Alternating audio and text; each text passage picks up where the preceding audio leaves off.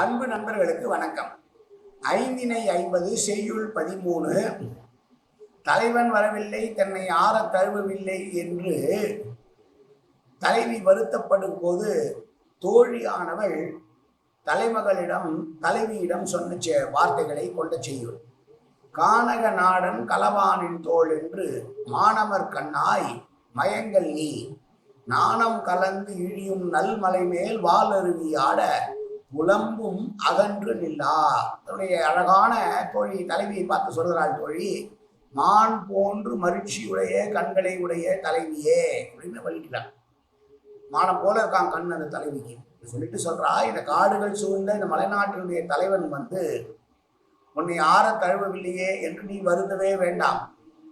ஏனென்றால் இந்த நாட்டினுடைய இந்த தலைவனுடைய மலைகள் மேலிருந்து வீழ்கிற அருவியிலே கண்டிப்பாக அவன் குளித்திருப்பான். அவன் குளித்து விழுந்த தண்ணி தான் கீழே வரப்போகிறது. அந்த தண்ணீரிலே நீ நினைந்தாலோ குளித்தாலோ கூட அவனை ஆற தழுவி இன்பம் உனக்கு உண்டாகும். கவலைப்படாதே. தலைவன் தழுவவில்லையே நினைக்க வேண்டாம்.